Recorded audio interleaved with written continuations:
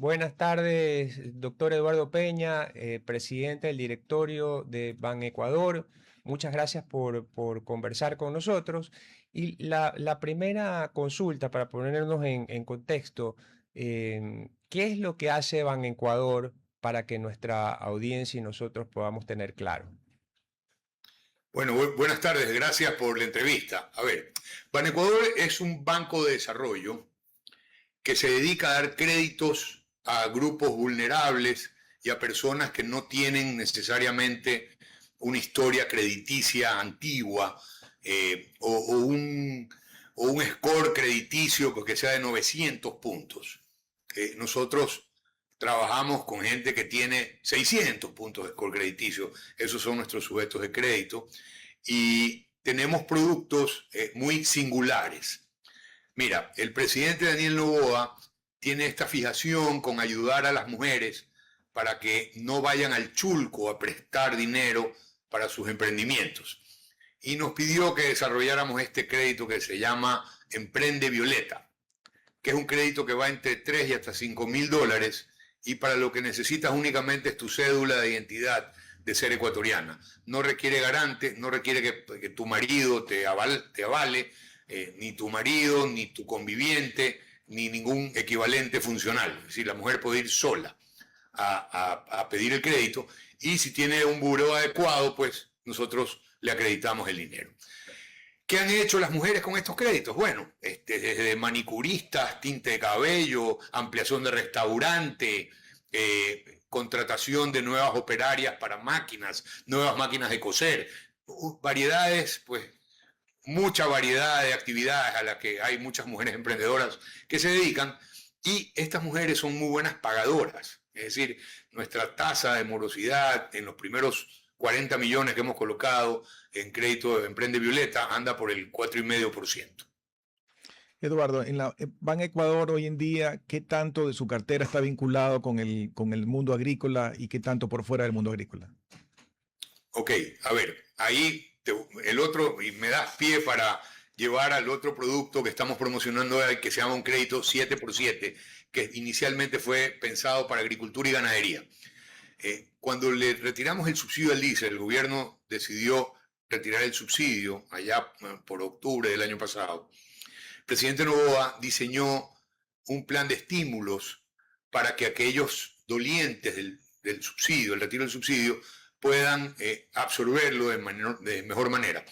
Y nos pidió a nosotros, primero nosotros fuimos instrumento pagador del bono raíces, que era un bono de $1.000 para 100.000 pequeños agricultores. Ese bono ya fue entregado. Otro de estos estímulos era el crédito 7%, en donde inicialmente entregamos $100 millones a alrededor ¿qué serán? Unos 11.000 agricultores y ganaderos. Esos primeros 100 millones fueron 52% a ganadería y 48% a agricultura. Hoy tenemos un segundo plan de 100 millones, de los cuales hasta ayer hemos entregado 27, pero ahí el presidente nos pidió que incluyéramos acuacultura y pesca artesanal. Entonces, estos segundos 100 millones al 7% de interés y hasta 7 años plazo, va agricultura, ganadería, pesca artesanal y acuacultura. Ese es uno de los productos que tenemos, digamos, para el agro, pero además tenemos pymes, que ya las tasas ahí sí andan por el 14%, pero son pequeñas y medianas industrias que pueden contemplar también temas agrícolas. Y en el caso de las pymes, ¿cuál es el monto máximo que pueden prestar? En pymes podemos llegar hasta $3 millones. Bueno, ya es un monto importante. Recuerda que una pyme, para nosotros una pyme es una empresa que vende menos de $7 millones al año. Si vendes más, ya no eres cliente para Banecuador. Okay.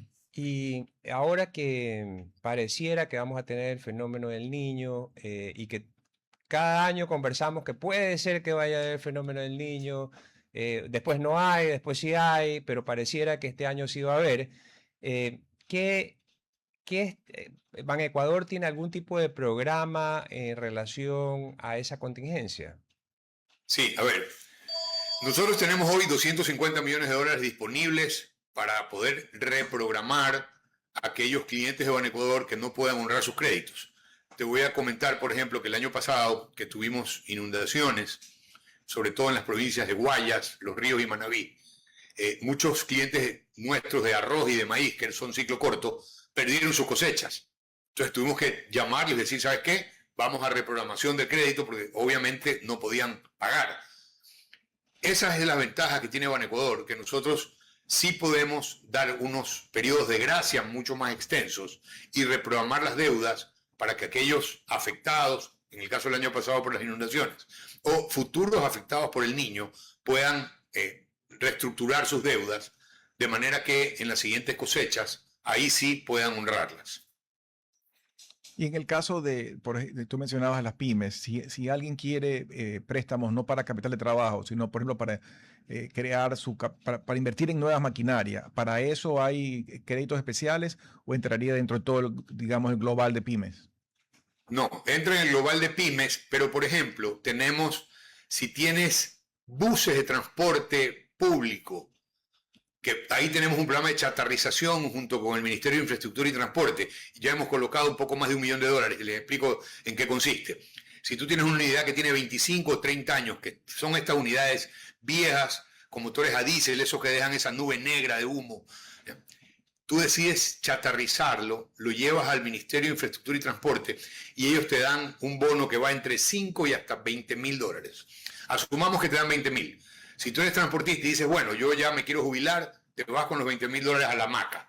Pero si tú dices, me quiero comprar una unidad nueva, vas con los $20.000 a un concesionario, das la cuota de entrada 20.000 y nosotros te financiamos el saldo hasta 7 años plazo y al 9.8% de interés anual, que es una tasa también preferencial para chatarrización y adquisición de nuevas unidades.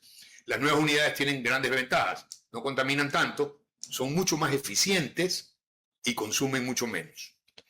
Para mí, que vengo de la historia de Banco de Fomento, entonces como que me había quedado en esa parte y veo que ha evolucionado no solamente al sector de la agricultura, que era donde creo que estaba enfocado el Banco de Fomento, sino que el abanico es mucho más amplio.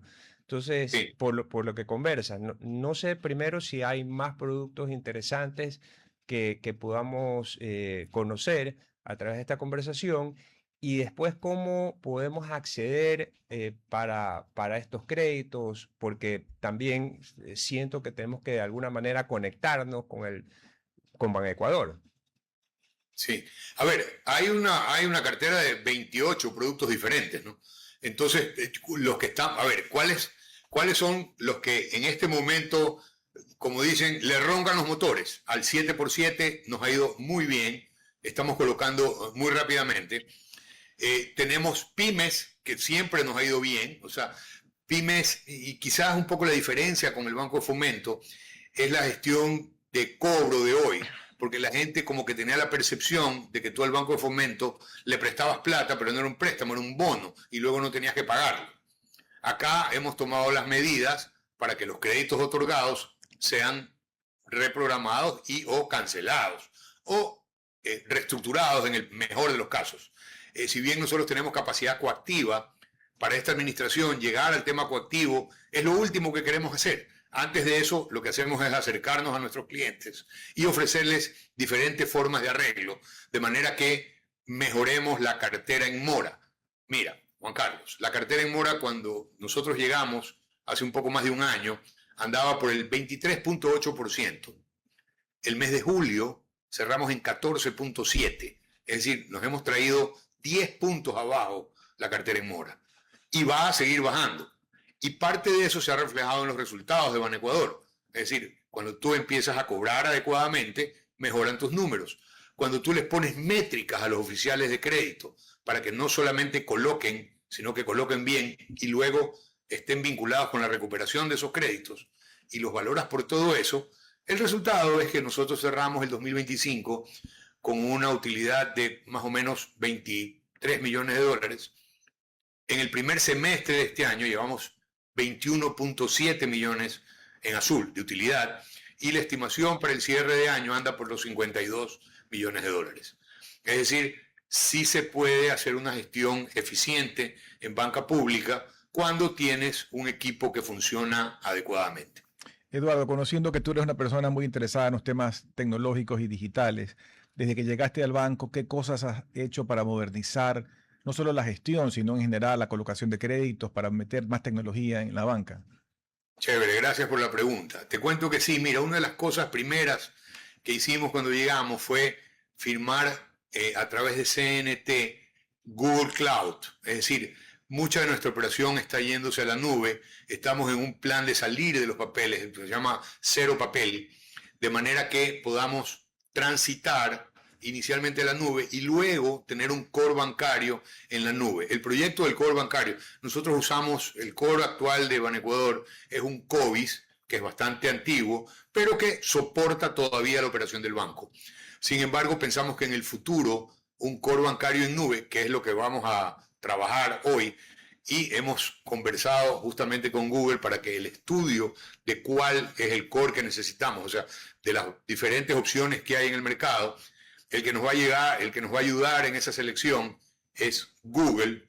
Y luego vamos a hablar con la Corporación de Fomento para ver un tipo de financiación de este core, y lo más probable es que en 1 año y medio estemos operando en un core bancario nuevo. Hemos mejorado también la aplicación de Banecuador. Hoy ya puedes transaccionar como en los otros bancos en línea, es decir, tú haces una transferencia hoy y hoy mismo va a aparecer. O sea, vas a pagar un servicio hoy y hoy mismo está acreditado. Eso antes nos tomaba 24 horas, hoy es inmediato.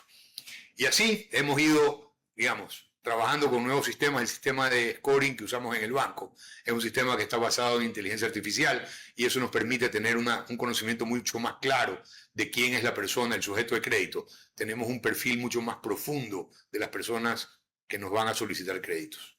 Ahora, si tú comenzabas la conversación mencionando que el score bancario no es de 900 puntos, sino de 600 puntos.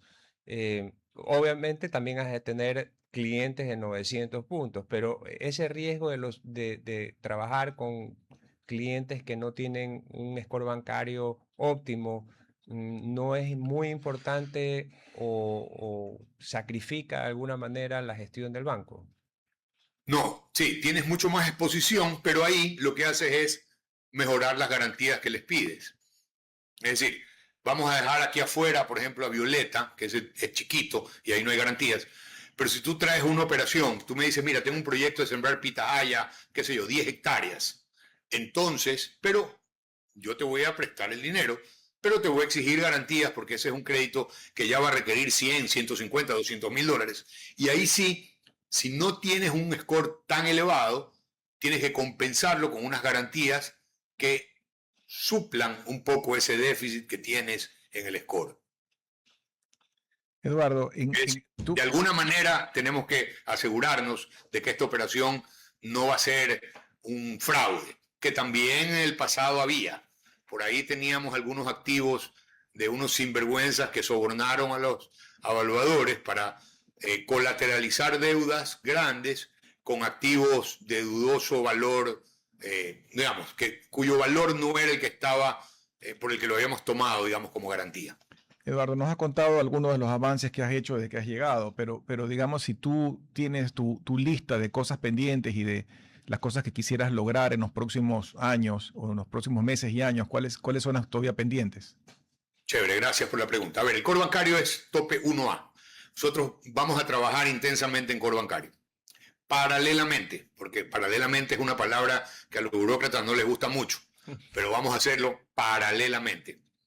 Estamos trabajando en una financiación con JICA.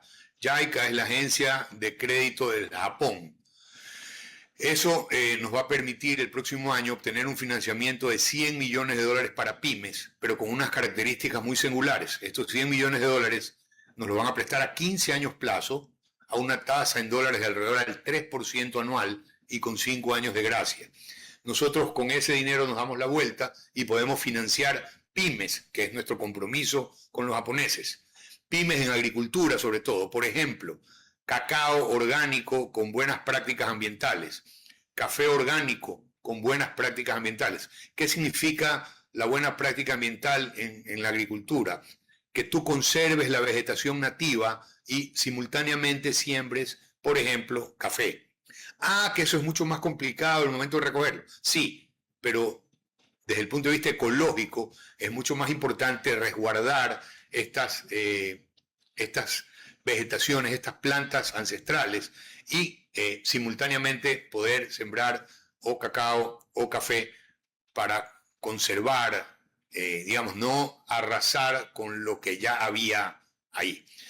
Ese tipo de proyectos son proyectos muy valorados, es decir, es el siguiente paso después de que tú dices, aquí no uso ni pesticidas, ni fumigo, lo que hago es orgánicamente controlar las plagas con alternativas no químicas, y eso tiene un precio plus en el mercado, sobre todo en el café y en el cacao. Entonces, orientar a los agricultores hacia ese tipo de cultivo es una de las misiones de Banecuador, y para eso incluso tenemos financiamiento internacional como este que te cuento de JICA. También estamos explorando el mismo sistema con los italianos. La Agencia de Cooperación Italiana tiene algo así como 4.000 millones de euros para fomentar proyectos. Les vamos a presentar algunos en el Ecuador para ver si llegamos a término con esa. Esa no está tan avanzada como la de los japoneses. ¿Y cómo se mide la gestión de Banecuador? ¿Cuál sería una gestión exitosa de Banecuador? A ver, Banecuador es un banco, entonces tienes que ganar plata primero, es decir, tienes que apoyar a proyectos como Emprende Violeta, como 7x7, que son tarifas muy bajas, 7% anual. Oye, Juan Carlos, tú puedes colocar plata al 6%. Nosotros te la prestamos al 7 en 7x7. Es decir, intermediario con un punto no existe banco que soporte. Sin embargo, nosotros tenemos subvenciones del Ministerio de Finanzas que nos completan ese 7 y lo hacen 13 o 14. De manera que para el banco no sea un riesgo patrimonial, digamos. Y por otro lado, tienes que tener un equipo de cobranzas que negocie muy bien y que cobre muy bien, que ha sido una parte esencial en esta gestión, y es, digamos, tener abogados a los cuales no se les duerme la mano, para poner un eufemismo, en el momento de cobrar, sino que te dicen, a ver, tenemos esta deuda, reprogramemos. ¿No quieres reprogramar? Ok, yo no quiero llevarte a coactiva, dime cómo podemos arreglarlo. Y si ya no encuentras una vía, pues qué pena, tendrás que coactivarlo. Pero es nuestro último paso es ir a coactiva, porque antes preferimos reestructurar. Y eso nos ha dado resultados bastante adecuados. Como les conté antes, estamos operando en azul. Este año este banco había perdido 3 años consecutivos dinero. Hoy ya no pierde más. Hoy, digamos, vamos caminando bastante bien. Porque en ese tema de los cobras que tú mencionas, pues yo siempre defino que hay dos tipos de personas, ¿no? El que no quiere pagar porque es sabido, porque se gastó la plata en otras cosas, porque se compró una moto y no la puso pues en el campo, o el que tú bien mencionas que porque tuvo una inundación, porque tuvo un tema climático, porque tuvo una emergencia de una plaga, no tuvo la cosecha adecuada o la perdió. Entonces a ese sí hay que ayudarlo, ¿no? Claro, y ese discernimiento entre uno y el otro, tienes que hacerlo, o sea, digamos, tienes que tener un equipo que esté bastante orientado en cómo disiernes con quién, digamos, quién te quiere estafar y quién realmente tuvo el problema. Vamos, Felizmente hoy tenemos ejecutivos que pienso yo que están haciendo un gran trabajo en ese sentido. bueno, vamos a un corte breve y regresamos enseguida. Gracias por regresar con nosotros a su programa Futuro en Acción. Para las personas que recién se conectan, estamos conversando con el doctor Eduardo Peña Hurtado, presidente del directorio de Banecuador, y hemos conversado un poco sobre algunos de los proyectos que están en marcha y las gestiones que han ido dándole vuelta, inclusive las utilidades que ya se han generado en ese banco que antes perdía dinero. Eduardo, la gente que nos escucha ya conocido de algunas de las líneas que tú has mencionado, ¿cómo tocarle la puerta? ¿Cuál es la mejor forma de tocarle para el que no ha trabajado nunca con ustedes y que nos escucha y quiere tocarle la puerta al banco? ¿Cuál es el mejor camino? A ver, el mejor camino es ir a la página de Banecuador para ver qué tipo de producto disponible tenemos para tu emprendimiento. La página de Banecuador es banecuador.fin.es. Ahí tú puedes explorar. Si tú dices, a ver, yo quiero sembrar pitahaya, por ejemplo.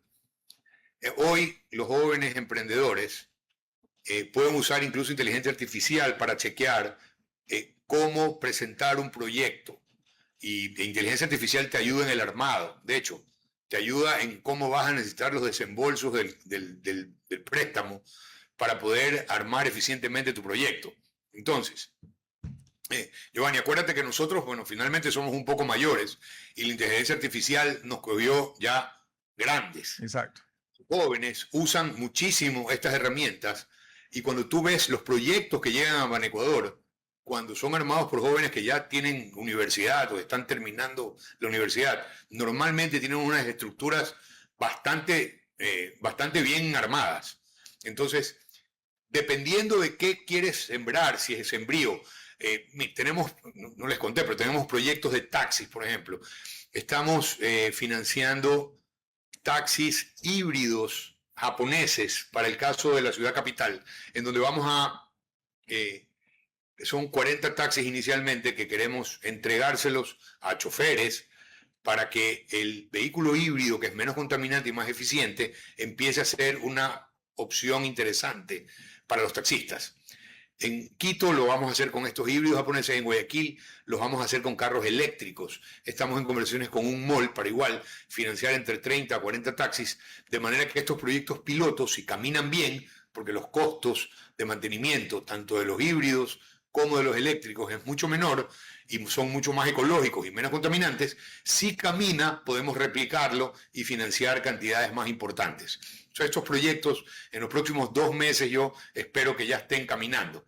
Ese tipo de cosas podemos financiar y por ahí si hay alguien que le interesa, por ejemplo, tú dices, mira, yo soy un joven de 20 años, sí tengo licencia, no tengo trabajo, ok, quiero ser taxista, tienes que sacar tu licencia profesional para ser taxista, pero luego podemos financiarte el taxi, ¿no? Siempre y cuando sea o híbrido o eléctrico. Ya no nos interesa quedarnos en los antiguos vehículos de solo combustión para ir un poco modernizando los taxis en las ciudades grandes. En Santo Domingo también vamos a empezar con los híbridos. O sea, tenemos Quito, Santo Domingo, Los Áchilas, Quito y Guayaquil como proyecto piloto. Ya les contaré cómo funciona, o sea, cómo camina, porque esto va a arrancar sí o sí. ¿Y qué consejo le darías a un emprendedor que nunca ha tenido acceso a crédito? Siempre hay una primera vez. Juan Carlos, tú y yo conocemos que los emprendedores tienen que fracasar en sus primeros emprendimientos o pueden fracasar en sus primeros emprendimientos. Es decir, lo que les recomiendo a los emprendedores es arranquen. Porque puede ser que con el primero la pegas y la sacas del estadio. Pero si no te va bien, debes intentar una segunda vez o otro emprendimiento o el mismo en mejores condiciones. Pero volver a levantarse es parte esencial de los jóvenes emprendedores. Es decir, no desmayen si la primera vez les fue mal. Hay que volverlo a intentar. De hecho, digamos, 8 o 7 de cada 10 posiblemente tengan problemas, pero 3 van a salir adelante. Ergo, si ya lo hiciste 7 veces, la octava posiblemente sea la que ya la sacas del estadio. Entonces, un poco la resiliencia al fracaso es lo que yo quiero transmitirle a los jóvenes emprendedores.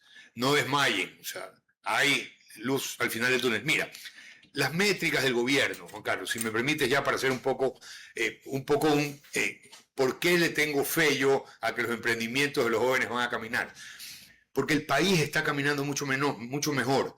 Económicamente el riesgo país anda por 380 puntos ya. Cuando empezó el gobierno de Daniel Noboa, el riesgo país estaba sobre 1.600 puntos.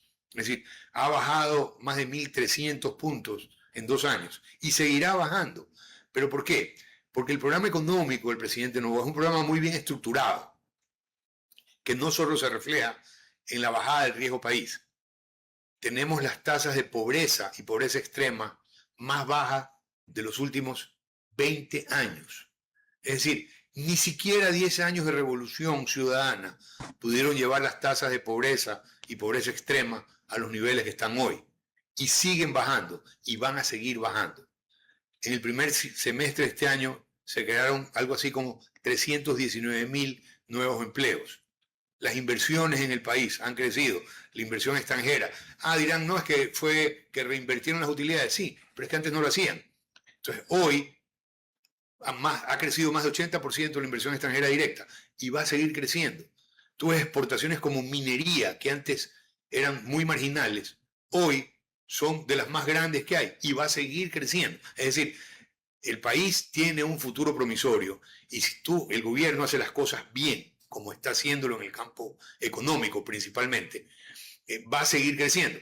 La generación de vivienda con tasas como la del BIES al 2.99% para primera vivienda, única vivienda, personas hoy, ha hecho que despegue la construcción de manera importante y eso lo vamos a ver en el transcurso de lo que queda de los próximos 6 meses. Veremos un crecimiento importantísimo en la economía que va a estar alada por la construcción, no solo la construcción de viviendas, porque ves que el gobierno también tiene pues el quinto puente que ya lo arrancó, es una obra emblemática para Guayaquil, que la hemos venido solicitando hace 30 años y hoy está en ejecución y eso genera también plazas de trabajo. Eduardo, tú mencionaste el caso de los híbridos y los eléctricos y en general en el tema del cambio energético del país, sobre todo sabiendo que todavía no solucionamos el problema de fondo de falta de generación en el Ecuador. ¿Tienen alguna línea de fomento, por ejemplo, de transformación energética para empresas? El hecho de que, por ejemplo, se puedan instalar paneles solares, que se puedan instalar otras formas de generación o inclusive de eficiencia en el consumo energético para las empresas. Sí, a ver, empezamos, sí, tenemos un plan de reconversión energética, se llama, y empezamos con el sector turístico. Al sector turístico le ofrecimos paneles solares y medidores bidireccionales. Para nuestros oyentes que no están familiarizados con los términos, bueno, panel solar es muy fácil. Tú para tener una pequeña planta fotovoltaica necesitas, por ejemplo, 10, 15, 20 o 30 paneles solares que están conectados a un aparato que se llama un inversor, un inverter. ¿Qué hace el inverter? Transforma la corriente continua del sol en corriente alterna